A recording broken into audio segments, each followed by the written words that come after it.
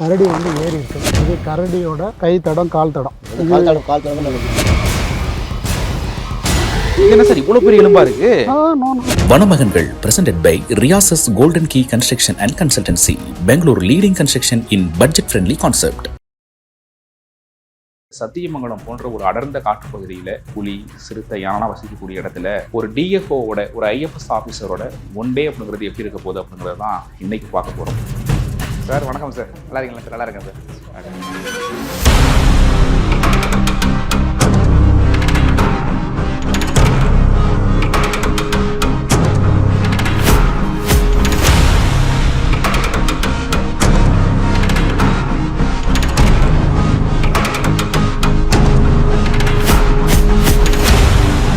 மரங்களே பயங்கரமா இருக்கு சார் பார்க்கறதுக்கு, வளைஞ்சு நெளிஞ்சு. சார் நீங்கள் சொன்ன எல்லா விலங்கு, யானைகள், சிறுத்தை, கரடி எல்லாமே இருக்கு. பார்த்தப்ப கண்டுபிடிக்க முடியுதா சார் இந்த இடத்துல வந்து இது இந்த அனிமல் வந்துட்டு போயிருக்கு? இங்கே பாருங்க, இந்த இடத்துல யானை வந்து முதுகை வந்து தேய்ச்சிக்கிறது ரொம்ப அந்த சொரசொரப்பு தன்மையா இருக்கும். இங்கே பாருங்க, இங்கே பாருங்க சார். இப்போ ஒரு அடர்ந்த காட்டுக்குள்ள நிக்கிறோம், எங்க பார்த்தாலும் மரமா இருக்கு. திடீர்னு இப்போ யானை வந்துருச்சுன்னா ஓடுறதுக்கு கூட வழி இல்லை, ஏதாச்சும் மரத்துல தான் மோதிக்கணும் போல. அது அலர்ட் கொடுக்கும். கரடியெல்லாம் அது கொடுக்காது. ஆனால் கரடியோட அட்டாக் வந்து படுமோசமாக இருக்கும். இங்கே பாருங்க, இது கரடியோட கை தடம், கால் தடம். கரடி வந்து ஏறி இருக்கு. இங்கே பாருங்க, மரம் முழுக்க இருக்குங்களா? இதுக்குள்ள எதுவும் தேன் கூடு இருந்திருக்கும்னு நினைக்கிறேன். இது என்ன சார் இவ்வளவு பெரிய எலும்பா இருக்கு? சாம்பார் டீரோட ஜா இவ்வளோ எலும்பு சார். இவ்வளோ மானோட எலும்பு இருக்குங்கல்ல, மேய்கிறது மாதிரி இந்த ஒரு தாவரமே இல்லை. எப்படிங்க வந்து புலி வந்து மானை பார்த்துருக்கும், எப்படி தாக்கியிருக்கும், என்ன நடந்திருக்கும் சார்? அந்த குட்டையில் தண்ணி குடிக்க அது வரும். சரி, அந்த நேரத்தில் வந்து இங்கே கூட தண்ணி குடிக்க வரலாம், புலியோ சிறுத்தையோ. வரும், கண்டிப்பாக வரும். ஒரு பெண் புலி வந்து தன்னோட டெரிட்டரிக்குள்ள ஆண் புலி வருவதை வந்து அனுமதிக்கும். மேட்டிங் டைமில் மட்டும்தான்.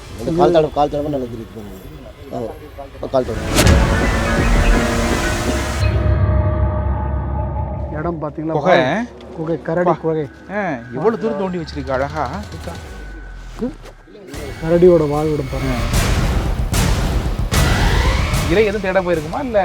காலையில் அவங்க இறை தேடுற நேரம்.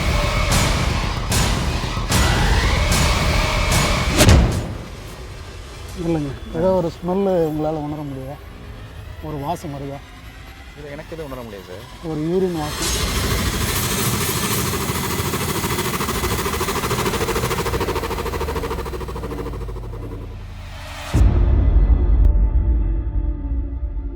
கலாட்டா நேயர்களுக்கு வணக்கம். இன்றைய சிறப்பு நிகழ்ச்சிக்கு உங்களை அன்போடு வரவேற்கிறோம். இயற்கை எழில் கொஞ்சும் மலைகள், பள்ளத்தாக்குகள், காடுகள், இயற்கையை தனது தாய்மொழியாக கொண்ட பழங்குடிகள், புலி, சிங்கம், யானை, சிறுத்தை அப்படின்னு இதுலலாம் நீங்க ஆர்வம் கொண்டீங்க. இதை சார்ந்த உங்களுடைய பணி இருக்கணும் அப்படின்னு நினைச்சீங்கன்னா உங்களுக்கு தான் இந்த நிகழ்ச்சி. ஒரு மாவட்டத்துல மாவட்ட காவல் கண்காணிப்பாளர் இருந்தால் அவருடைய பணி எப்படி இருக்கும், மாவட்ட ஆட்சியராக இருந்தால் பணி எப்படி இருக்கும் அப்படின்ட்டு நம்ம நிறைய பார்க்குறப்போ, அதுவே ஒரு அடர்ந்த சத்தியமங்கலம் போன்ற ஒரு அடர்ந்த காட்டு பகுதியில் புலி, சிறுத்தை, யானை வசிக்கக்கூடிய இடத்துல ஒரு டிஎஃப்ஓவோட ஒரு ஐஎஃப்எஸ் ஆஃபீஸரோட ஒன் டே அப்படிங்கிறது எப்படி இருக்க போகுது அப்படிங்கிறது தான் இன்னைக்கு பார்க்க போகிறோம். சத்தியமங்கலம் புலிகள் காப்பகம் ஆஸ்மு துணை இயக்குனர் சுதாகர் ஐஎஃப்எஸ் அவர்கள் சொல்லிட்டு இருக்கிறோம். அவர்கள் நிறைய விஷயங்கள் பேசலாம். வாங்க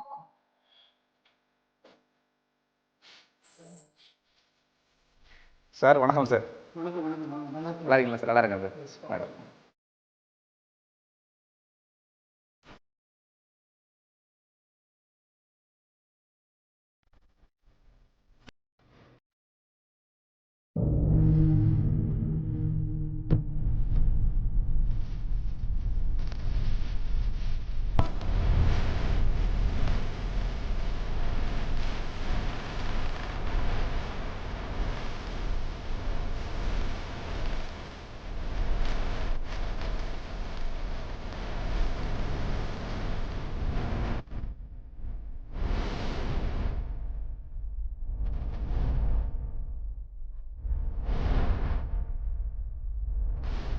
சார் ஒரு டிஎஃப்ஓ அப்படிங்கிறவங்க வந்து ஆன் ரோடு எதிர்பார்க்க முடியாது போலயே, ஃபுல்லா ஆஃப் ரோடு தான் அந்த மாதிரி இருக்கும் போல. நிறைய இது மாதிரி பயணங்கள் அப்படிதானே சார்? ஆமாம், ஒரு டிஎஃப்ங்கிற ஒரு பணி வந்து முழுக்க களம் சார்ந்தது தான். அலுவலக பணிங்கிறது ரொம்ப குறைவு தான். ஒரு எந்த ஒரு டிஎஃப்ஓ வந்து களப்பணிகளை ரொம்ப அதிகமாக கவனம் செலுத்துகிறாங்களோ அவங்க வந்து வெற்றியாளராக இருப்பாங்க. ஏன்னா நம்மளுடைய பணியை வந்து காடுகளையும் வன உயிரினங்களையும் காப்பாற்றுவது. அப்போ நமக்கு வந்து அலுவலக பணியை விட களப்பணி தான் ரொம்ப அதிகமாக இருக்கணும். அப்போ தான் நம்ம வந்து நம்மளுடைய பணி வந்து முழுமை பெறும், சிறப்பாக இருக்கும். எஸ். இப்போ காலையிலே இந்த மாதிரி காட்டுக்குள்ளே வந்துட்டீங்க, தினந்தோறும் இப்படி தான் இருக்குமா ஒரு ஐஎஃப்எஸ் ஆஃபீஸர் டிஎஃப்ஓவோட ரொட்டீன்ங்கிறது? அப்படி இருக்கணும். அப்படி இருந்தால் தான் நல்லாயிருக்கும். அப்படி தான் நாங்கள் எங்களுடைய பணியை வந்து அமைச்சிக்கிறோம். சரிங்களா? காலையில் போயிட்டு நாங்கள் வந்து இந்த களப்பணி, உதாரணமாக வந்து நிறைய பணிகள் நடக்குது. தோட்டம் எழுப்பும் பணி, நீர்நிலைகள் அமைக்கும் பணி, செக் டேமு, பெர்குலேஷன் பாண்டு, அதுக்கப்புறம் வந்து ஸ்டாக் கிளியரிங்கு, இது மாதிரி வந்து மேனேஜ்மெண்ட் தொடர்பான பணிகள்லாம் நாங்கள் நிறைய பண்ணிகிட்டு இருக்கிறோம். அதை போயிட்டு நாங்கள் காலையில் போய் பார்த்துட்டு வந்துட்டோம்னா எங்களுக்கு அதுக்கப்புறம் வந்து அலுவலகத்தில் பணி செய்கிறதுக்கான நேரம் வந்து நிறைய கிடைக்கும். இப்போ எங்களுக்கு ஒரு பக்கம் நாங்கள் அலுவலகத்தையும் வந்து கவனம் செலுத்த வேண்டியிருக்கு. நிறைய வந்து விவரங்களை வந்து அரசாங்கத்துக்கு, உயர் அலுவலருக்கு வழங்க வேண்டியிருக்குது, டேட்டாஸு. அப்போ வந்து நாங்கள் வந்து காலையிலேயே முடிச்சிட்டோம்னா எங்களுக்கு வந்து நிறைய ஆஃபீஸில் ஒர்க் பண்ணுறதும் கொஞ்சம் எனக்கு நிறைய போதுமான அளவுக்கு நேரம் கிடைக்கும். அதுவும் சார், சத்தியமங்கலம் புலிகள் காப்பகம் அப்படிங்கிறது ரொம்ப அடர்ந்த காட்டுப்பகுதி. இப்போ வந்து ஒரு ஃபாரஸ்ட் ஆஃபீஸரோட கார் வந்து இந்த காட்டுக்குள்ளே போகுதுன்னா மக்களோட கால் தடமை பதியாத ஒரு காடு. மக்களுக்கு ஒரு கியூரியாசிட்டி இருக்கும், சரி உள்ள காட்டுக்குள்ளே போகிறாங்களே என்ன ஒர்க் பண்ணிட்டு இருக்காங்க, என்னென்ன ஒர்க்கெல்லாம் நடந்துட்டு இருக்கு அப்படின்ட்டு. இப்போ இது மாதிரி போயிட்டு இருக்கீங்கல்ல, என்னென்ன ஒர்க்கெல்லாம் உள்ள நடந்துட்டு இருக்குங்க சார்? ஆஃபீஸர்ஸ் போகும்போதோ மற்றபடி ஃபீல்டு ஆஃபீஸர்ஸ் போகும்போதோ? இப்போ பொதுவாக இந்த சத்தியமங்கலம் டைகர் ரிசர்வில் ஆசனூர் டிவிஷன் கோர் ஏரியா, ஒரு இதய பகுதின்னு வச்சிங்களேன், டைகர் ரிசர்வோட இதய பகுதி. இங்கே வந்து கொஞ்சம் ஆக்டிவிட்டீஸ் ரொம்ப கம்மி தான். முதன்மையான பணின்னா அது பாதுகாப்பு பணி தான். சரிங்களா? அந்த பாதுகாப்பு பணிக்கு தான் போவோம். எல்லா பாதுகாப்பு பணிக்கு வந்து எல்லா காடுகளோட எல்லா பகுதிகளுக்கும் நாங்கள் போவோம். சரியா? சில இடங்களில் தான் வந்து இந்த வண்டிகள், நம்ம ஜீப்பு போகிற மாதிரி பாதைகள் இருக்கும். மற்ற இடங்கள்ல நடந்து தான் போகணும். சரியா? நம்ம இப்போ வந்து பார்த்திங்கன்னா நிறைய வந்து ஆன்டி போச்சிங் கேம்ப்ஸ் எல்லாம் இருக்குது. அதை போய் வந்து நம்ம அடிக்கடி செக் பண்ணுவோம். அதே மாதிரி பணியாளர்கள் சொல்லுவாங்க, அதுக்கு போவோம். சரிங்களா? இதுதான் எங்களோட முதன்மையான பணி. நாங்களாம் இப்போ காட்டுக்குள்ளே சத்தியமங்கலக்குள்ளே வந்துட்டாலே புளியை பார்த்துட மாட்டோமா, யானையை பார்த்துட மாட்டோமா, கரடியை பார்த்துட மாட்டோமா அப்படிங்கிற ஒரு எதிர்பார்ப்போட வரோம். நீங்கள் ஒவ்வொரு முறையும் காட்டுக்குள்ளே நிறைய பயணம் பண்ணுறீங்க, உங்களுக்கு அந்த ஒரு எதிர்பார்ப்பு அப்படிங்கிறது இருக்குமா, அனிமலில் வந்து சைட்டிங் பண்ணணும்? இல்லை, எதிர்பார்ப்பு இருக்க தான் செய்யும். பட் நாளடைவில் வந்து சரிங்களா, அது பார்க்கும்போது எங்களுக்கு என்ன தோணுன்னா, அனிமல் பார்க்குறோங்கிற ஒரு மகிழ்ச்சியை விட அந்த அனிமல்லாம் இருக்குது நம்ம காட்டுக்குள்ளே, எண்ணிக்கை அதிகமாக, எங்களோட பார்வை வந்து கொஞ்சம் வித்தியாசமாக இருக்கும். சரியா? அது கூட ஒரு எலிஃபண்ட்டை பார்க்குறோன்னா அங்கே மேல் எத்தனை இருக்குது, ஃபீமேல் எத்தனை இருக்குது, சபடல்ட் எத்தனை இருக்குது, காஃப் எத்தனை இருக்குது, இது பார்க்கும்போது எங்களுக்கு ஒரு ஹெல்த்தி பாப்புலேஷன் இருக்குது அப்படிங்கிற மாதிரி கொஞ்ச நாளில் பார்வையை மாறிடும். சரிங்களா? அப்போ டைகரை பார்க்குறோன்னா டைகரோட ஒரு கப்பு பார்க்குறோம், மேலா ஃபீமேலா, சரி பக் மார்க் வச்சு நாங்கள் மேல் ஃபீமேல் வந்து ஐடென்டிஃபை பண்ணுவோம். சரி, இதெல்லாம் பார்க்கும்போது கொஞ்ச நாள் அந்த க்யூரியாசிட்டி போயிடும். இருந்தாலும் வந்து இந்த சயின்டிஃபிக் மேனேஜ்மெண்ட் பாயிண்ட் ஆஃப் வியூவில் ஓகே, ஹெல்த்தியாக இருக்குது ஃபாரஸ்ட்டு அப்படிங்கிறத நாங்கள் புரிஞ்சுப்போம். இருந்தாலும் ஏதாச்சும் ஒரு அனிமலை வந்து சைட்டிங் பண்ணுறதுக்கு உங்களுக்கே ஒரு இது ரொம்ப பார்க்குறதே அரிது, பார்த்தாச்சு இல்லை அப்படிங்கிற மாதிரி ஒரு மனநிறைவு இருக்குல்ல, அது என்ன அனிமல்? டைகர் தான். எல்லாருக்குமே புலி தான். லாஸ்ட் டைம் ஏன்னா ரொம்ப வந்து ரொம்ப எலூசிவ் அனிமல் அது. சரிங்களா? ரொம்ப பார்க்க முடியாது, ரொம்ப ஷை அனிமலும் கூடாது. புலிகள் இருப்பை வந்து நீங்கள் காட்டுக்குள்ளே போனீங்கன்னா உணர முடியும். அது யூரினேஷன் ஸ்மெல்லு, அதுக்கப்புறம் வந்து ஸ்கேட்டு, அது போட்ட கழிவு, அதுக்கப்புறம் வந்து மரத்தில் அது வந்து மார்க் பண்ணும், கீறல்கள் இருக்கும், வரி, அது நீங்கள் அப்படியே உணரலாம். உணரலாம். நீங்கள் ஏதோ ஒரு புலி நடந்து போன தடத்துல, புலி வாழற இடத்துல நீங்கள் இருக்கிறீங்கிறது முழுமையாக உணர முடியும். நம்மளோட பணி இதை சார்ந்து இருக்கு அப்படிங்கும்போது ரொம்ப சந்தோஷம். நம்ம வன எல்லைக்குள்ள வந்து இதெல்லாம் வந்து ஒரு நேஷனல் வெல்த் இல்லையா, ஃபாரஸ்ட் வைல்ட் லைஃப்ங்கிறது. ஒவ்வொரு அனிமலும் வந்து ப்ரௌட் ஆஃப் நேஷன்ஸ். டைகருங்கிறது நம்ம நாட்டில் தான் இருக்குது, மற்ற நாடுகளும் இருக்குது. நம்ம நாடுகளில் வந்து 75% டைகர்ஸ் இருக்குது. மற்ற நாடுகளை கம்பேர் பண்ணும்போது அது வந்து நமக்கு பெருமிதம் தானே. அது நம்ம சத்தியம். அதே மாதிரி லயாட் இது ஏசியாட்டிக் லயன் இங்கே இருக்குதுன்னு சொல்கிறாங்க. அது நம்ம நாட்டோட பெருமை. எஸ் எஸ் அது மாதிரி தான் சத்தியமங்கலம் புலிகள் காப்பகத்துக்கு ரொம்ப பெருமை. நான் வந்து நிறைய பேர்ட்ட கேட்கும்போது வந்து புலியோட எண்ணிக்கையே சொல்ல மாட்டேறாங்க. நம்ம வந்து வீட்டுல எல்லாம் அந்த திஷ்டி போடுவாங்க அப்படின்னு சொல்ல மாட்டோம்ல. அது மாதிரி ஒரு எல்லா வனமே சார்ந்த அலுவலர்கிட்ட கேட்கும் போதும் அதிகரிச்சிருக்கு அவ்வளவுதான் சொல்லுவோம், எவ்வளவுதான் சொல்ல மாட்டோம். அது உண்மைதான். அது எதுக்குன்னு சொன்னா அதெல்லாம் பாதுகாப்பு கருதி வெளியில சொல்லிக்கிறது இல்லை. சரிங்களா, சில நேரங்கள்ல வந்து அதெல்லாம் வல்னரபிள் அனிமல்ஸ், அதை சொல்லாமல் தவிர்க்கிறது நல்லதுன்னு சொல்லிட்டு நாங்கள் சொல்கிறது இல்லை.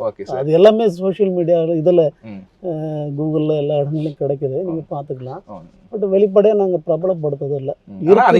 ஆமாம், சென்சஸ் எடுக்கிறோம், புலிகள் இருப்பை வந்து உறுதிப்படுத்துகிறோம், அது மட்டும் போதுமானதுன்னு நினைக்கிறோம். இதை வெளிப்படையாக வந்து டாம்பிங்கும் பண்ணாததுக்கு காரணம் வந்து இருப்பை வந்து வெளிக்காட்டிக்க வேணாங்கிற ஒரு பாதுகாப்பு உணர்வு தானே ஒழிய வேற ஒன்றும் கிடையாது. இத்தனை வருஷம் வனப்பணியில சார் ஏதாச்சும் மறக்க முடியாத இது மாதிரி அனுபவங்கள், இது மாதிரி விலங்கு வழிமறிச்சதோ கிட்டக்க ரொம்ப பார்த்ததோ ஏதாச்சும் ஒரு சந்தோஷமான நிகழ்வுகளை ஒன்று பகிர் பண்ணீங்களேன்? நாங்கள் சும்மா வண்டியில் ட்ரைனிங் போயிட்டு இருக்கும்போது ஜஸ்ட்டு அப்படியே போயிட்டே இருக்கிறோம். ஒரு சிறுத்தை அப்படியே வந்து ஒரு அந்த பக்கவாட்டில் கண்ணாடி இருக்குங்க, சைடு மிரர், அது மேலே அப்படியே விழுந்தது. சரியா, நான் முன்னாடி தான் உட்காந்துட்டு இருக்கேன். எனக்கு அப்படியே என்னது ஒன்று விழுறது ஒரு சத்தம், அது வந்து ஒரு அதிர்ச்சி. சிறுத்தை அப்படி பக்கத்துல வந்து விழுது. சரியா, அது ஒரு இன்ப அதிர்ச்சி, பயத்துலயும் ஒரு இன்ப அதிர்ச்சி. சரிங்களா, அதுதான் வந்து ஒரு நல்ல அனுபவம். அதெல்லாம் சேதம் அடையாம அப்படி இருக்கும். சரியா, சிறுத்தை வந்து விடுறது வந்து முன்னாடி உட்காந்துட்டு இருக்கும், அப்படியே விழுது. சரி, இது மாதிரி ஒரு இன்சிடென்ட் நடந்திருக்கு. இது என்ன லொகேஷனுங்க சார்? இது திம்பம் மலைப்பகுதி. போலாங்களா சார்? இப்போ திம்பம் பள்ளத்தாக்கு அப்படின்னு சொன்னா எங்களுக்கு வந்து நாலாபுரமும் மலைகள் தான் தெரியுது, அவ்வளோ ஒரு அழகா ரம்மியமா இருக்கு. இதோட சிறப்புகளை பத்தி சொல்லுங்க சார். இப்போ திம்பம் பள்ளத்தாக்குங்கிறது இதுதான். நீங்க வரீங்க இல்லையா, பண்ணாரிலேருந்து வருவீங்க, அந்த பக்கம் ஒரு மலை இருக்குது, அதே மாதிரி இந்த பக்கம் ஒரு மலை இருக்குது. இந்த இடைப்பட்ட பகுதி தான் வந்து திம்பம் பள்ளத்தாக்கு. இது ஒரு முக்கியமான நீர்பிடிப்பு பகுதி.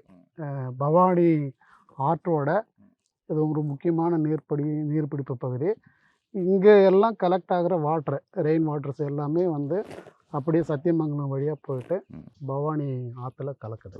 சரிங்களா, இப்போ பவானி ஆறு வந்து உயிர்ப்போடு இருக்கணும்னா இந்த பள்ளத்தாக்கை வந்து பாதுகாக்கிறது நம்மளுடைய முக்கியமான பணி. இப்போ பள்ளத்தாக்கு மாதிரி தெரியுது, இது உள்ள என்னென்ன சார் இருக்கு? இப்போ இங்கிருந்து பார்க்கும்போது பள்ளத்தாக்கு தெரியுது, உள்ள என்னென்ன பகுதிகள் இருக்கு? உள்ள நல்ல ஒரு ஆறு இருக்கு, அருமையான ஆறு இருக்கு. ஆனால் எங்க இருந்து வியூ பண்ணலாமா? எங்காச்சும் ஒரு சைட்டிங் பண்றது மாதிரி ஒரு வியூ பாயிண்ட் இருக்குங்களா அந்த ஆறை பார்க்குற மாதிரி? இல்லை, ஆறு இங்கேருந்து பார்த்தா தெரியாது, நீங்கள் கீழே இறங்கி தான் பார்க்கணும். ஃபுல்லாக அது ஆறு முழுக்க வந்து மரங்களால் மூடி இருக்கும்.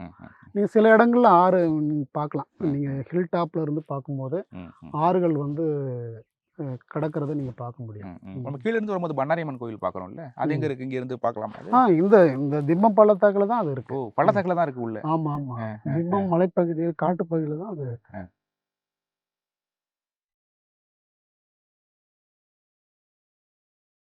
மரங்களே பயங்கரமா இருக்கு சார் பாக்குறதுக்கு, வளைஞ்சு. ஆமா ஆமா,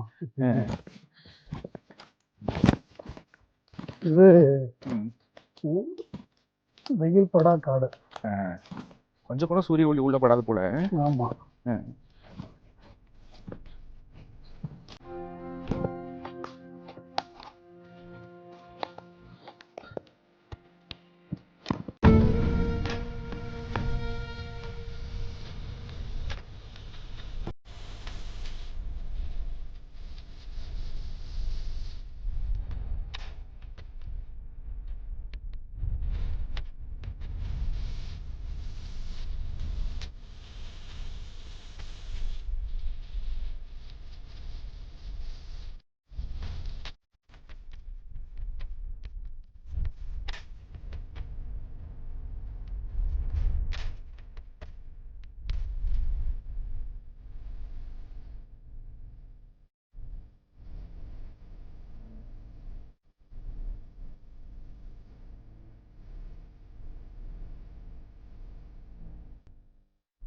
சார் இப்போ கடல் மட்டத்திலிருந்து எத்தனை அடி உயரத்தில் இருப்போம் சார் மேலே? இது 1100. 1100. சூரிய ஒளியே உள்ள படாது போல சார். ஆமா, ஃபாரஸ்ட் போல இதுதான். ஆமா, இந்த ஏரியாவில் வந்து அடர்த்தியான காடு இதுதான். சார் இப்போ நிறைய நான் பார்த்துட்டு இருக்கேன், அந்த உருண்டையா இருக்குல்ல மண்ணு மாதிரி, இது என்னங்க சார் ஆக்சுவலா? இதுதானே இது என்ன நிறைய இடத்துல பார்க்குறோம். என்ன சொல்லுங்க பார்க்கலாம். இல்லை எனக்கு தெரியல, ஏதாச்சும் எச்சமாக இருக்க போகுது. எச்சம் இல்லை, மண்புழுத்தோட எச்சம் தான். நம்ம மண்புழு உரம்னு சொல்றோம். ஆமா, அது வந்து இங்க காட்டுக்குள்ள இயற்கையாகவே வந்து மண்புழு இருக்குது, எர்த்வார்ம்ஸ். அது வந்து இங்க இருக்கிற இலை மட்குகள்லாம் சாப்பிட்டு அதை வந்து எச்சமா போட்டிருக்கு. இது வந்து ட்ரீட்டட் சாயில், இலை மட்கு. இப்போ இது வந்து நம்ம வந்து மண்புழு உரம் காசு கொடுத்து வாங்கி போடுறோம் இல்லைங்களா? மண்புழு உரம் போட்டால் தான் தாவரங்கள் நல்லா வளரும்னு சொல்கிறாங்க இல்லையா? அதுதான் இந்த மண்புழு உரம். அது இயற்கையாகவே உற்பத்தி பண்ணி. ஆமாம், இயற்கையாகவே காடுகளில் மண்புழுக்கள் இதை உற்பத்தி பண்ணுது. இப்போ பொதுவாக பார்த்தீங்கன்னா ஏன் மண்புழு உரங்கள் வந்து போட்டால் நல்லா வளருதுன்னு சொல்கிறாங்க விவசாயிகள், தாவரங்கள் பயிர்கள் நல்லா வளருதுன்னு சொல்கிறாங்க. அதே மாதிரி பார்த்தீங்கன்னா ஏரி பாசனம், அதுக்கப்புறம் ஆற்று பாசனம், அதுக்கப்புறம் வந்து டேம் பாசனம், அந்த தண்ணியில் விவசாயம் பண்ணால் நல்லா வளருதுன்னு சொல்கிறாங்க இல்லைங்களா? ஏன்னா இப்போ இந்த மண்புழு உரங்கள் மீது பட்ட மழை நீர் சரியா இங்கே அப்படியே ஆறாக உருவாகி, ஓடையாக உருவாகி, ஆறாக உருவாகி டேமில் போய் கலந்து அந்த தண்ணி தான் பயன்படுத்துகிறாங்க. இப்போது இங்கே இருக்கிற எல்லா சத்துக்களையும் சரியா இங்கே கிடைக்கிற சத்துக்களை எல்லாம் வந்து உறிஞ்சி கொண்டு தான் அந்த தண்ணி வந்து ஆற்றுலையோ இல்லை வந்து டேம்லேயோ இல்லை ஏரியிலையோ கலக்குது. அதில் வந்து நிறைய வந்து நியூட்ரியன்ட் இருக்குது. அந்த நியூட்ரியன்ட்டுக்கான சோர்ஸு, மேக்ரோ மைக்ரோ நியூட்ரியன்ட்ஸ்க்கான சோர்ஸ் எதுன்னா காடு தான். அதான் பாருங்களேன், இப்போ இதை வந்து முழுக்க இந்த சத்தை வந்து காடுகள் எடுத்துக்கிறதுனால தான் இவ்வளோ மரங்கள், செடிகள், கொடிகள். இதோட கடைநிலை சத்து அப்படிங்கிறது நம்ம ஆத்து பாசனம் வருது, அதுவே வளருது பாருங்க. ஆமா, இங்கிருந்து கடத்தப்படுகிற தண்ணீர் மூலமா வந்து சரியா விவசாய நிலங்களுக்கு கடத்தப்படுகிறது. சார், இப்போ இந்த ஃபாரஸ்ட்டுக்குள்ள யானை, புலி, மற்ற கரடிகள்லாம் இருக்குமா சார்? எல்லா விலங்குங்க இருக்கு. சரிங்க, நீங்க சொன்ன எல்லா விலங்கு, யானைகள், புலிகள், சிறுத்தை, கரடி எல்லாமே இருக்கு. இப்போ இந்த நேரங்கிறது அந்த விலங்குகளுக்கு வந்து என்ன நேரம் சார்? இது ஓய்வு எடுக்கிறதா இல்லை உணவுக்கு உலா போறதா? இல்லை, காலை நேரம். இது காலை நேரத்துல வந்து அவங்க ரொம்ப ஆக்டிவா இருப்பாங்க. சரிங்களா? இந்த டைம். ஆமா, காலை நேரமும் மாலை நேரமும் அந்தி சாயும் நேரம்னு சொல்றாங்க. அந்த நேரங்கள் தான் வந்து வேட்டை விலங்குகள் வந்து ரொம்ப ஆக்டிவாக இருப்பாங்க. மற்ற நேரங்களில், வெயில் நேரங்கள்லாம் இதை ஓய்வு எடுப்பாங்க. சரிங்களா? புலிகள்லாம் பார்த்தீங்கன்னா எங்கே நீர்நிலைகள் இருக்கோ, ஓடைகள் இருக்கோ, அந்த இடங்கள்ல வந்து ஓய்வு எடுத்துருப்பாங்க.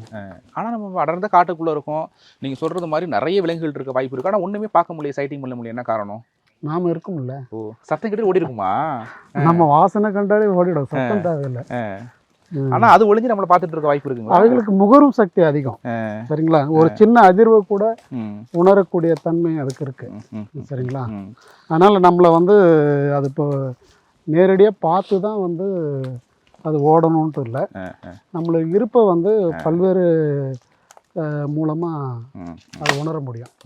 உங்களை பார்த்தப்ப கண்டுபிடிக்க முடியுதா சார்? இந்த இடத்துல வந்து இதுக்கு முன்னாடி வந்து இந்த அனிமல் வந்துட்டு போயிருக்கு, கால் தடத்தையோ எச்சத்தையோ பார்த்து இந்த இடத்துல வந்து இது வந்து வசிச்சிருக்கு, இது மாதிரி இடத்துல இது இருக்கும் அப்படின்ட்டு எங்களுக்கு ஒரு இது கொடுங்களேன், ஒரு ஒன்லைன் கொடுங்களேன்.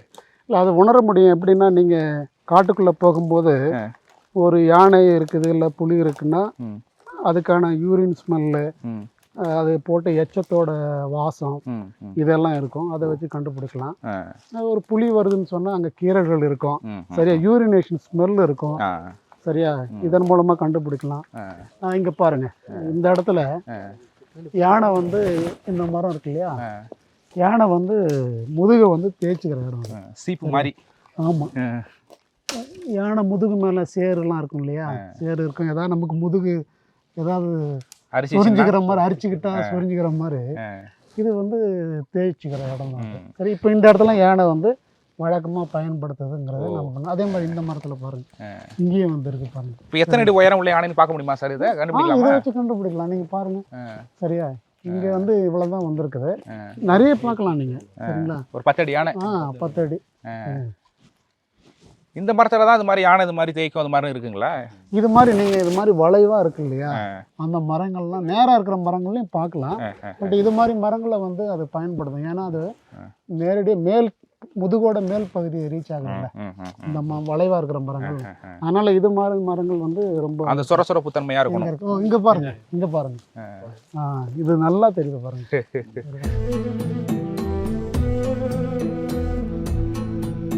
இப்போ இது மாதிரி இடத்துக்குலாம் வரும்போது வந்து வனத்துறையினர் வந்து எந்த மாதிரியான ஒரு பாதுகாப்போட வருவாங்க சார்? கண்டிப்பா இங்க பாதுகாப்போட தான் வரணும்.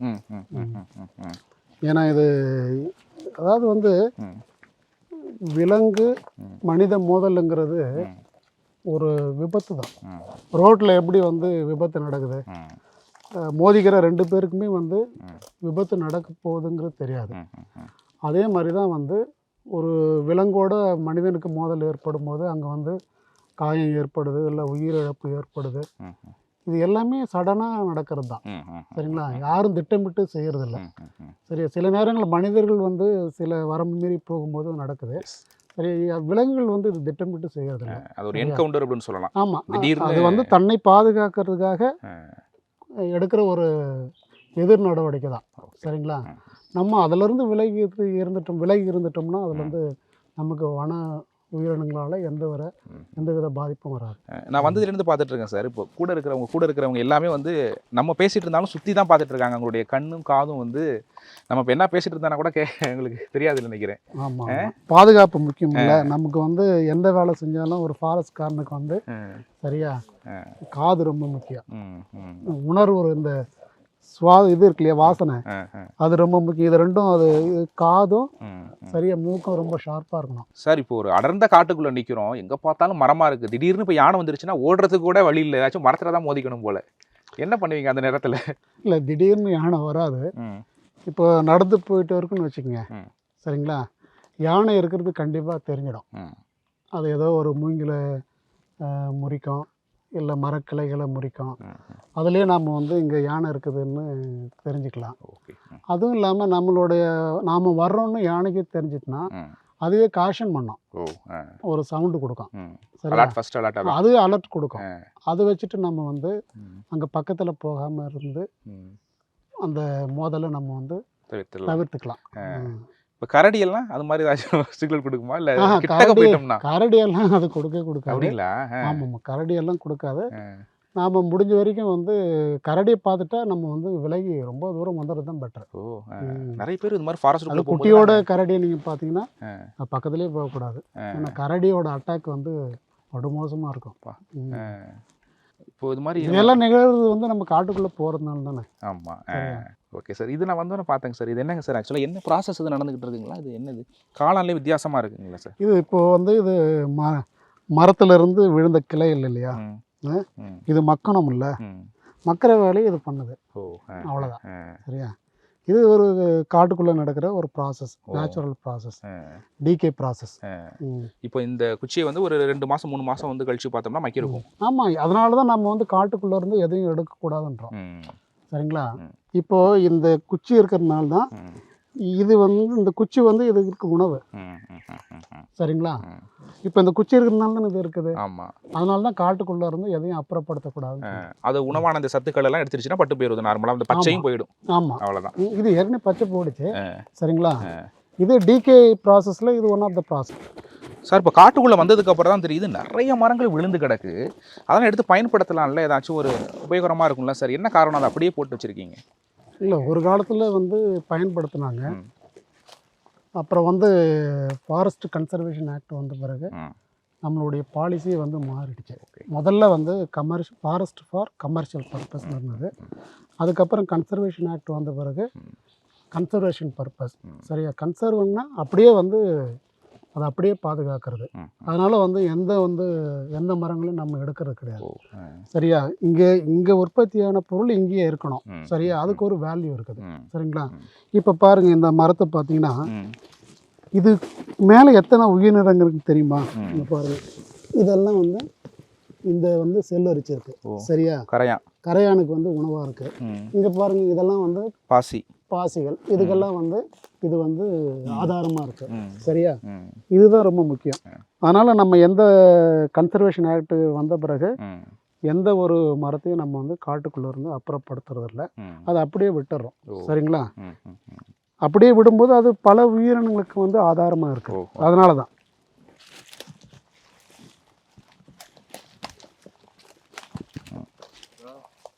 இங்கே பாருங்க, ஆ. என்ன சொல்லுங்க, இங்கே பாருங்க. ஏதோ கீரல் மாதிரி இருக்கு சார் ஏதோ. இது கரடியோட கைத்தடம் கால் தடம். அப்படிங்களா? சரிங்களா? இந்த மரத்து மேலே கரடி வந்து ஏறி இருக்குது. இங்கே பாருங்க, மரம் முழுக்க இருக்குங்களா? எதுக்கு ஏறி இருக்குன்னு நினைக்கிறீங்க? அது என்ன மரம்னே தெரியல எனக்கு. வெள்ளநமை, அனகேசியஸ் லாட்டிஃபோலியான்னு சொல்லுவாங்க. இதுக்குள்ள எதுவும் தேன் கூடு இருந்திருக்கும்னு நினைக்கிறேன். மேலே இந்த தேன் எடுக்கிறது அது மேலே இவ்வளோ தூரம் பாருங்க, மேலே வரைக்கும் மார்க்கிங் இருக்கு. கண்டிப்பா இதுல தேன் இருந்திருக்கணும். அதனால அது கரடி இது மேலே ஏறி. அந்த நகைக்கீரலா சார் இது? நகைக்கீரல் தான். நம்ம பாருங்க, இப்படி நம்ம நகத்தை வச்சு ஒரு வடுவை கூட ஏற்படுத்த முடியல. ஆமா, இந்த அளவுக்கு ஆழமா இருக்கு. அதனாலதான் கரடி ரொம்ப ஒரு மோசமானதுன்னு சொல்றாங்க. அதுகிட்ட மாட்டிக்கிட்டா. ஆமா ஆமா. இது என்ன சார் இவ்வளவு பெரிய எலும்பா இருக்கு? பண்ணாதீங்க, ஏன்னா நமக்கு இதன் மூலமா நோய் தொற்று ஏற்பட வாய்ப்பு இருக்கு. இதெல்லாம் தொடக்கூடாது நம்ம. என்ன எலும்புங்க சார்? சரிங்களா? இது வந்து சாம்பார் டீரோட ஜா.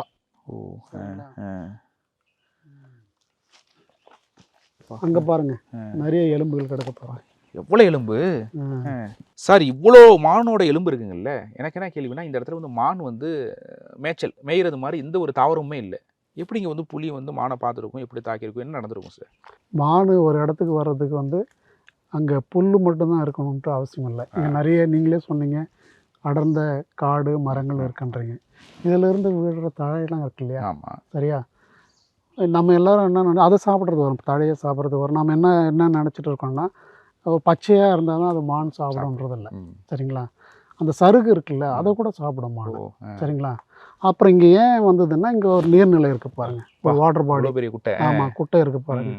அந்த குட்டையில் தண்ணி குடிக்க அது வரும். சரி, அந்த நேரத்தில் வந்து புலி வந்து வேட்டையாடி இருக்கு. அங்கே வேட்டையாடி இழுத்துட்டு வந்து இங்கே உட்காந்து சாப்பிட்டுட்டு இங்கே போட்டு போயிருக்குமா? இல்லை இங்கே தான் வேட்டையாடி இதே இடத்துல சாப்பிட்ருக்குமா சார்? இல்லை, நீர்நிலையில் தண்ணி குடிக்கும்போது வேட்டையாடி இங்கே இழுத்து வந்து போட்டிருக்கலாம். சரியா? இல்லை வரும்போது வேட்டையாடி இருக்கலாம்.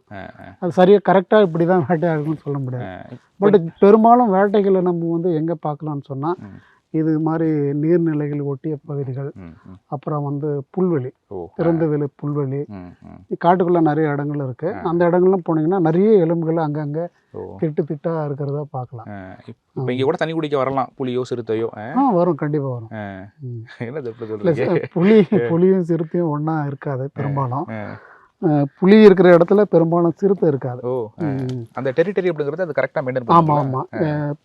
சிறுத்தை எப்பவுமே வந்து ஃப்ரிஞ்ச் ஏரியாவில் தான் இருக்கும், காடுகளை ஒட்டி. புலி வாழாத இடங்களில், ஏன்னா ரெண்டுக்கும் கான்ஃபரன்டேஷன் வந்து. அதனால் வந்து சிறுத்தை எப்பவுமே வந்து புலி வாழ்விடத்தை புலியோட வாழ்விடத்துல வந்து விலகி தான் இருக்கும். சார், இப்போ மற்ற விலங்குகள் வாழக்கூடிய பகுதிக்கெல்லாம் புலி வருதுங்கல்ல.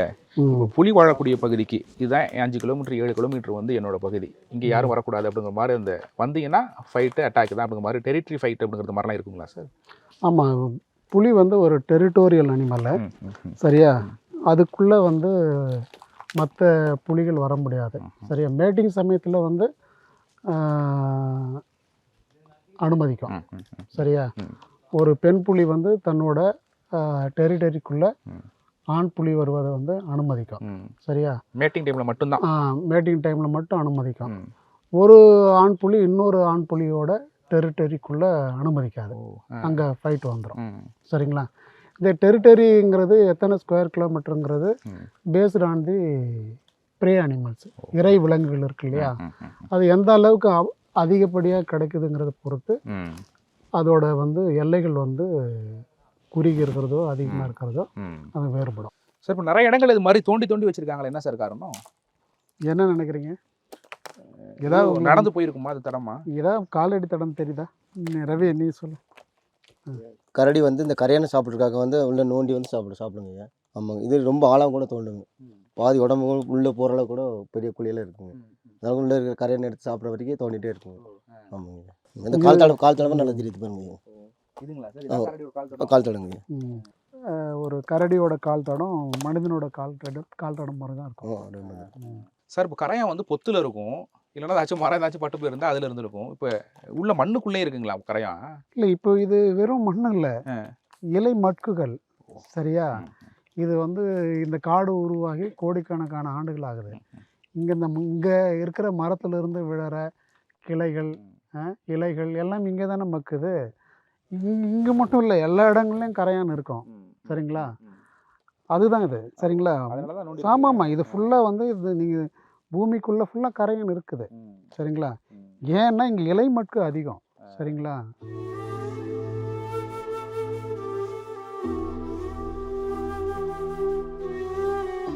இப்போ நாம் எலும்பு பார்த்தோம் இல்லைங்களா, வேட்டையாடப்பட்ட மான்களுடைய எலும்புகள் பார்க்குறோம். அப்புறம் இது நீங்கள் அந்த மான் கொம்புகள்லாம் கூட வழியில் பார்த்தீங்க. சரி, அதெல்லாம் நாங்கள் எதுவுமே எடுக்கிறதில்ல. அது ஒரு முக்கியமான உணவு. முள்ளம்பன்றி இருக்கு இல்லையா, போர்க்கு பயன், அதுக்கு வந்து முக்கியமான உணவு.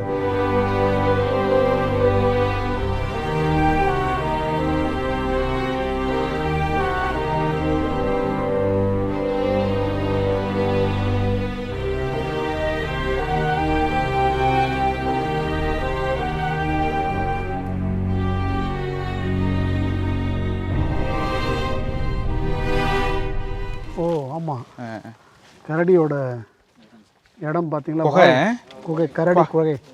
எவ்வளோ தூரம் தோண்டி வச்சிருக்கு அழகா இருக்கா. கரடியோட வாழ்விடம் பாருங்க. ஒரு 2 ஆள் உள்ள போலாம் போல சார். ஆமாம் ஆமாம். இது எப்படி நிரந்தரமா இங்கே தான் தங்குமா? இது மாதிரி நிறைய இடத்துல இது மாதிரி குகை மாதிரி வச்சிருக்குமா சார்? ஆமாம், நிறைய இடங்கள்ல இருக்கும். இது ஒரு கரடியோட இடமா இருக்கும். அவ்வளோதான். இறை எதுவும் தேட போயிருக்குமா இல்லை? ஆமாம், இறை தேட போயிருக்கோம். நம்ம காலையில் வந்திருக்கோம் இல்லையா, காலையில் அவங்க இறை தேடுற நேரம். சரிங்களா, சப்போஸ் இப்போ எங்காச்சும் வெளியில் நின்று எட்டின்னு பார்த்தா கூட நம்ம அதோட வாழ்விடத்தில் நிற்கிறோம்ல. ஆமாம், அது ஏதாச்சும் பண்ண வாய்ப்பு இருக்குங்களா? இல்லை, வராது. அதே விலகி போயிடும். ஆமாம். ஆனால் குட்டிங்க உள்ளே இருந்துச்சுன்னா வந்துடும். குட்டிகள் இருந்தால் ரொம்ப ஆபத்து. சரிங்களா, விட்டுட்டே போகாது எட்ட. ஆமாம். ஒரு அழகான நீர்நிலை. இந்த இடம் தான் சார் சொன்னீங்க மான் மற்ற விலங்குகள்லாம் வந்து தண்ணி குடிக்க வராது. ஆமாம், அதை பாருங்க, இங்கெல்லாம் வந்து யானை பாருங்க. யானை நல்லா ஓராசி இருக்குதா இந்த இடம்? இதெல்லாம் வழவழன்னு இருக்குல்ல. எதனால? யானைகள் வந்து இதெல்லாம் இறங்கி இருக்கும், இல்லை ஏறி இருக்கும். இப்போ இந்த இடத்துல அந்த ஹண்டிங் அப்படிங்கிறது நடக்கிறது, தண்ணி குடிக்க வரப்போ தான் அட்டாக் பண்ணுறது. இந்த இடங்கள் தான் வந்து அதிகமாக ஹண்டிங் நடக்கும். இது இப்போ மழை பெஞ்ச தண்ணிங்களா எப்பயுமே இருக்கும்? மழை நீர் தான். மழை நீர் தான். இங்கெல்லாம் தண்ணி இல்லாதப்போ தான் வெளியில் தண்ணி தேடி வர்றதுங்களா? ஆமாம், எவ்வளோ அழகாக வந்து ஊராசி இருக்குது பாருங்க. யானை இப்போ இங்கே வரைக்கும் ஊராசி இருக்கு. இது பாருங்க எவ்வளோ உயரத்துக்கு இருக்கு பாருங்க. 10 அடி இருக்கும். அங்கேயும் பாருங்க, ஃபுல்லாக வர சொன்னது தான். ஆனால் அந்த மண் என்ன இருக்கு பாருங்க சார். அதுக்கப்புறம் மழையே வரல, இப்போ ரீசெண்டாக தான் இருக்குன்னு நினைக்கிறேன். ஆமாம், ரீசெண்டாக தான் மண் ஈரம் இருக்கு பாருங்க. மண் ஈரமாக தானே இருக்கு.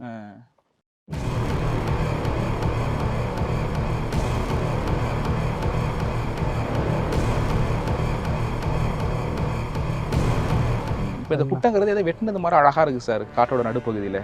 இது ஏற்கனவே வந்து நீங்கள் பார்த்தீங்க, சுத்திரி மேடாக இருக்குது, இங்கே பள்ளமாக இருக்கு இல்லையா. இங்கே இயற்கையாக அமைஞ்ச குட்டை தான். சரியா, கொஞ்சம் பண்டு போட்டிருக்கிறோம் நாங்கள். சரியா, இங்கெல்லாம் வந்து கொஞ்சம் ஆழப்படுத்தல் வேலைலாம் செஞ்சுருக்கிறோம்.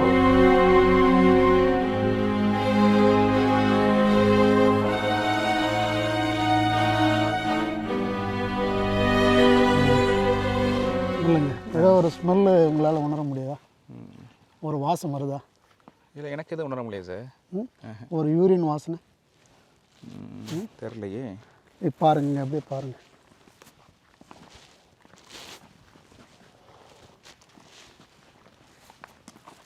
புலியோட எச்சம் இங்கே இருக்குது. இங்கே பாருங்க. ஓ, இதா சார்? இது வண்டி ஏறி இருக்கு, நம்ம போனோம் இல்லையா, இதோட காலையில் போட்டிருக்கு. ஓ, இன்னைக்கு காலையில்? இன்னைக்கு காலையில் போட்டிருக்கேன். புளியை காட்டிலையும் பார்க்க முடியல, ரோட்டில் தான் அந்த மாதிரி எச்சங்களை தான் பார்க்க முடியுது சார். என்ன காரணம் அது மாதிரி? ஆமாம், ஏன்னா புலிகள் வந்து திறந்த வெளியே ரொம்ப விரும்பும். இந்த ஒத்தையடி பாதை, இது மாதிரி சாலைகள், அப்புறம் ஆற்று ஓரங்களில் பாறைகள், அதுக்கப்புறம் வந்து திறந்த புல்வெளிகள், இது போன்ற இடங்கள்லாம் தான் அது வந்து வேட்டை நேரங்களை தவிர்த்து இது போன்ற வேட்டைக்கு போகிறது இருந்தாலும் சரி, மற்ற நேரங்களில் காட்டுகளை போகிற நேரங்களில் கூட அது வந்து இப்படி தான் போகும். இப்போ இந்த புலியோட எச்சத்தை வந்து ஏதாச்சும் வேற விலங்குகள் ஸ்மெல் எடுத்து இங்கே புலி இருக்குது அப்படின்னு கண்டுபிடிச்சி விலகிறதுக்கான வாய்ப்புகளாக இருக்குமா சார்? ஆமாம், இந்த வாசனை கண்டாலே இங்கே மற்ற மாநிலங்கள்லாம் இங்கே வராது. புலியை பார்த்தா மட்டும் இல்லை, அந்த எச்சத்தை பார்த்தாலே ஓடிடும். அந்த வாசனை வந்து தெரியுமில்ல, இங்கே புலி இருக்குங்க தெரியுமில்ல, அதனால் மான்கள் வழக்கமாக இந்த இடத்த வந்து தவிர்த்துடும். இப்போ இதுக்குள்ளே தான் போயிருக்க வாய்ப்பு இருக்குது இந்த பக்கம். ஆமாம், கீழே இறங்கி இருக்கலாம். ஓகே.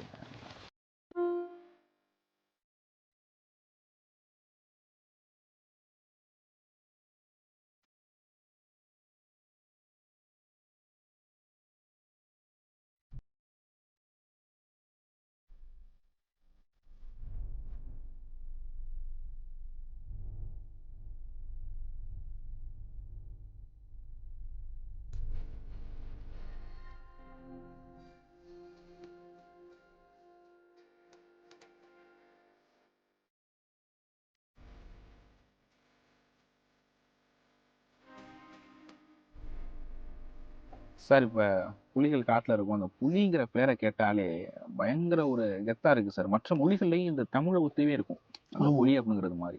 அது காரணம் எதுவும் இருக்குல்ல? தமிழில் வந்து புலி அப்படிங்கிறதுக்கு எதுவும் காரண பேர் இருக்கா சார்? புலவுன்னு ஒரு வார்த்தை கேள்விப்பட்டிருக்கீங்களா? புலவு, புலவு, புலவுன்னு சொன்னால் புலால், மாமிசம், அதான அர்த்தம். ஆமாம், சரியா? இது ஒரு மாமிச உண்ணி. சரியா? புலவுங்கிற தமிழ் வேர் சொல்லில் வந்து தான் புலிங்கிற ஒரு பெயர் வந்து கொடுக்கப்பட்டிருக்கு. சரியா? சரிங்க சார். புலவு, புலி. புலவு, புலியோட ரூட் வேர்டு புலவு. புலவுல இருந்து தான் புலி வந்து. ஓகே. புலிகள் வாழும் காட்டில் நிற்கிறோம் அப்படின்னு சொல்லலாம். புலிகளோட எண்ணிக்கையை வந்து அதிகரிக்க என்னென்னலாம் செய்யலாம் சார்? நல்ல கேள்வி. புலிகளோட எண்ணிக்கையை வந்து உயர்த்துறதுக்கு வந்து வனத்துறை பங்களிப்பு மட்டும் போதாது. சரியா? பல துறைகள், இப்போ வருவாய்த்துறை இருக்குது, காவல்துறை இருக்குது, அதே மாதிரி ட்ரைபல் டெவலப்மெண்ட் துறை இருக்குது. பல்வேறு துறைகள் வந்து இதில் பங்களிப்பு ரொம்ப முக்கியம். சரிங்களா?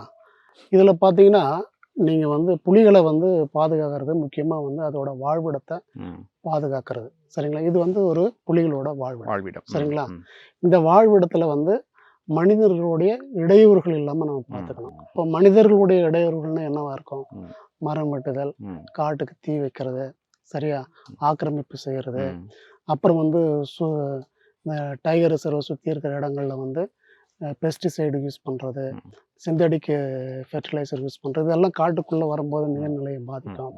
அப்போது இந்த எந்த ஒரு சுற்றுச்சூழல் பாதிப்பு, இந்த நிறைய வாகனங்கள் போகுது, இதில் நிறைய புகைகள் வரலாம், இதெல்லாம் இல்லாமல் பாதுகாக்கணும் அந்த வாழ்விடத்தை. இது ஒரு முக்கியமான பணி.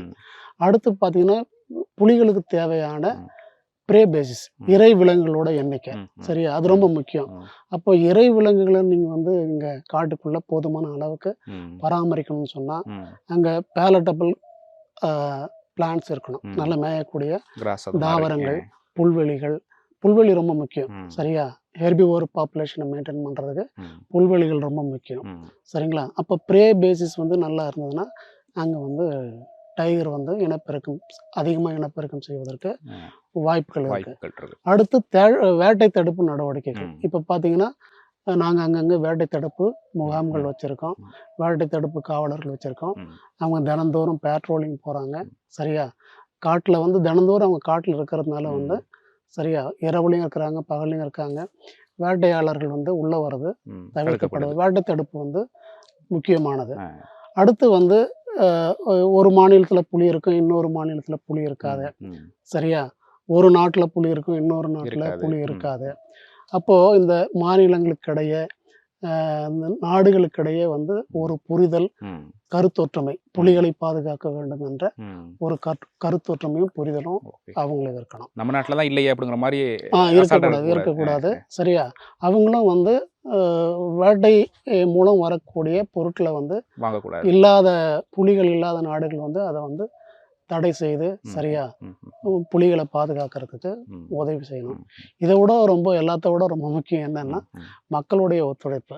இங்க இருக்கிற மக்கள் சரியா புலிகளை பாதுகாக்க வேண்டும் அப்படிங்கிற எண்ணம், அந்த புரிதல் அவங்களுக்கு இருந்தாதான் புலியை வந்து நம்ம முழுமையா பாதுகாக்க முடியும். இதை செஞ்சிட்டாலே அவளுடைய இனப்பெருக்கம் வந்து அதிகமாகி எண்ணிக்கை எஸ். அதிகமாகிறது வாய்ப்பு இருக்குது. ஓகே. நிறைய விலங்குகள் வந்து காட்டில் இருந்தாலும் புலிகளுக்கும் யானைகளுக்கும் மட்டும் ஏன் முக்கியத்துவம்? நல்ல கேள்வி. ம். சரிங்களா, இப்போ வந்து புலியை நாங்கள் என்ன சொல்லுவோம்னா ஃப்ளாக்ஷிப் ஸ்பீஷீஸ்னு சொல்லுவோம். ம். ஒரு போர்க்கப்பல் படை இருக்கு இல்லையா, ம். பல கப்பல்கள் இருந்தாலும் கூட ம். ஒரு கப்பல்கள் மட்டும்தான் அந்த ஃப்ளாக்ஷிப்னு சொல்லுவோம். Yes. அதுதான் வந்து ஸ்பெஷல். ம்.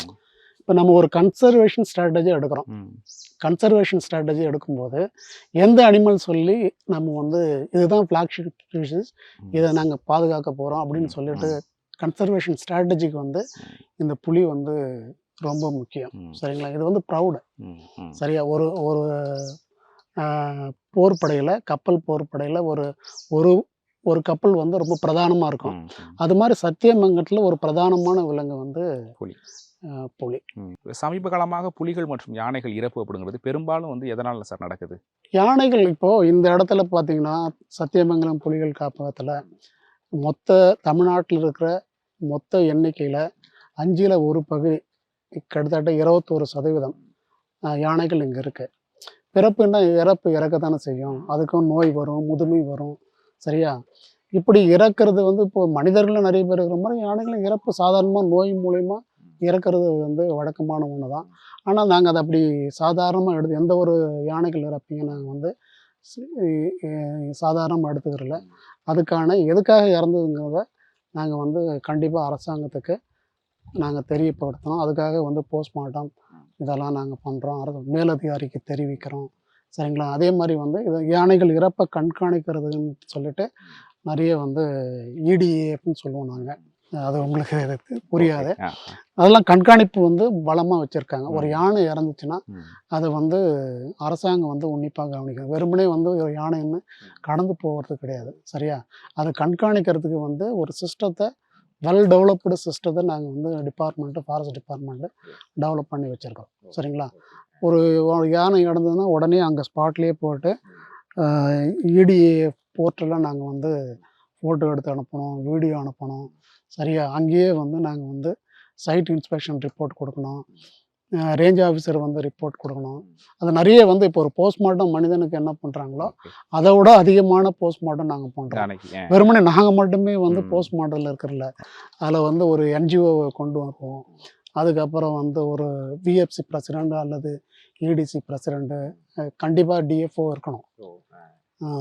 டிஎஃப்ஓ வந்து போகாமலாம் இருக்க முடியாது. கம்பல்சரி வந்து அந்த போஸ்ட்மார்ட்டத்தில் வந்து டிஎஃப்ஓ வந்து பங்கெடுத்துக்கணும். சரிங்களா, இது ரொம்ப ஸ்ட்ரிக்ட் ப்ரொசீஜர்ஸு. இதை வந்து நாங்கள் வந்து ஃபாலோ பண்ணணும். அதனால் யானை இறப்புங்கிறது ஒரு சாதாரண விஷயம் இல்லை. அது வந்து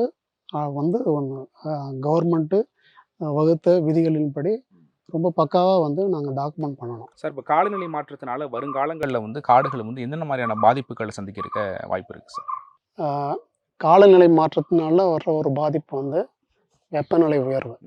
சரிங்களா, இந்த வெப்பநிலை உயர்வுனால காட்டுத்தீ வந்து அடிக்கடி ஏற்படுறதுக்கு மிக அதிகமான வாய்ப்பு இருக்குது. சரியா, இப்போ ஒரு காட்டுத்தீ ஏற்படும் போது அந்த காலகட்டத்தில் சரியா ஃபுல்லாக காடு முழுக்க சருகாக இருக்கும். ஒரு சின்ன ஃபயரை நல்ல காற்று அடிக்கும் போது ஆயிரக்கணக்கான ஏக்கர் காடுகளை வந்து அழிச்சிடும். சரி, இது ஒரு முக்கியமான பாதிப்பு. இப்போ காட்டு தீக்கு அப்புறம் அந்த இடம் எப்படி இருக்குன்னு பார்த்தீங்கன்னா, அங்கே இருந்த வந்து நேச்சுரல் வெஜிடேஷன், நம்ம நேட்டிவ் உள்ளூர் தாவரங்கள் இருக்கு இல்லையா, அதெல்லாம் வந்து அழிஞ்சு போயிடும். எது வந்து ஃபயர் டாலரண்ட்டோ அது மட்டும் இருக்கும். அந்த இடத்துல வந்து என்ன செடி வரும்னு சொன்னால் அந்நிய களைச்செடிகள் வரும். எதுக்கும் பயன்படாது. அந்த அந்நிய களைச்செடிகள் வந்து விலங்குகளுக்கு தாவர உண்ணிகளுக்கு பயன்படாது. இது ஒரு முக்கியமான பாதிப்பு.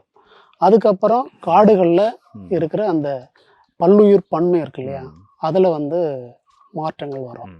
அடுத்து காடுகள் வகைகளில் வந்து மாற்றங்கள் வர்றதுக்கு அதிகப்படியான வாய்ப்பு இருக்கு. அப்போது ஒவ்வொரு விலங்கும் வந்து ஒரு குறிப்பிட்ட காடுகளில் தான் வசிக்குது. சரியா, எல்லா விலங்கும் எல்லா காடுகள்லையும் வசிக்கிறது இல்லை. அப்போது அதோட விலங்குகளோட வாழ்விடம் வந்து அழிவுக்குள்ளாகிறது. அப்போது அதன் மூலம் வந்து வாழ்விடம் அழிவுக்குள்ளாகும் போது விலங்குகளும் வந்து அழிந்து போக வாய்ப்பு உள்ளது. இதை விட ரொம்ப முக்கியமான விஷயம் என்னன்னு சொன்னால், மனித விலங்கு மோதல் வந்து அதிகமாகிறதுக்கு வாய்ப்பு இருக்குது. இப்போ காடுகளில் வந்து தோதான ஒரு சூழல் இல்லாத போது என்னாகும், மைக்ரேட் ஆகும். உணவுக்காகவோ இல்லை நல்ல வாழ்விடத்துக்காகவோ அது மைக்ரேட் ஆகும்போது அங்கே வந்து மனித விலங்கு மோதல் வந்து அதிகமாக ஆகிறதுக்கு வாய்ப்பு இருக்குது. Okay sir. காடுகள் மற்றும் வன உயிரினங்களை பாதுகாப்பதன் முக்கியத்துவம் என்ன அப்படிங்கிறத எளிய மனிதர்களுக்கு புரிகிற மாதிரி சொல்லுங்களேன். யானைகள் நல்லா இருந்தால் தான் காடுகள் நல்லா இருக்கும், காடுகள் நல்லா இருந்தால் தான் ஆறுகள் நல்லா இருக்கும், ஆறுகள் நல்லா இருந்தால் தான் சோறு நல்லா இருக்கும். Super sir. காலையிலேருந்து உங்கள் கூட தான் பயணம் பண்ணிகிட்டு இருக்கோம். ஒரு 6 மணிக்கு கிளம்புன நீங்கள் மணி வந்து இப்போ ஒரு 2:30 மணி ஆக போகுது. அவ்வளவு ஒரு உற்சாகமாக எந்தவித சோர்வுமே இல்லாமல் இயற்கையோட இயற்கையாக நிறைய விஷயங்கள் அப்படிங்கிறத நாங்கள் பார்த்து தெரிஞ்சுக்கிட்டோம். வனம் எந்த அளவுக்கு ஒரு மனிதர்களுக்கு முக்கியம் அப்படிங்கிறத நாங்களாம் வந்து ஈஸியாக வந்து தண்ணி குடிச்சிடுறோம். அந்த நீர் உருவாகணும் அப்படின்னா மழை முக்கியம், அந்த மழை முக்கியம் அப்படின்னா காடுகள் அப்படிங்கிறது முக்கியம். அந்த காடுகளை பாதுகாக்க உங்கள் உயிரையும் பணைய வச்சு நிறைய பேர் இந்த ஆபத்தான விலங்குகள் மத்தியில் பல சவால்களை கடந்து இன்றைக்கி வந்து எல்லாரையும் பாதுகாத்துட்டு இருக்காங்க. உங்களுடைய கருத்துக்களை பகிர்ந்து கொண்டமைக்கு ரொம்ப நன்றிங்க சார். நன்றி சார்.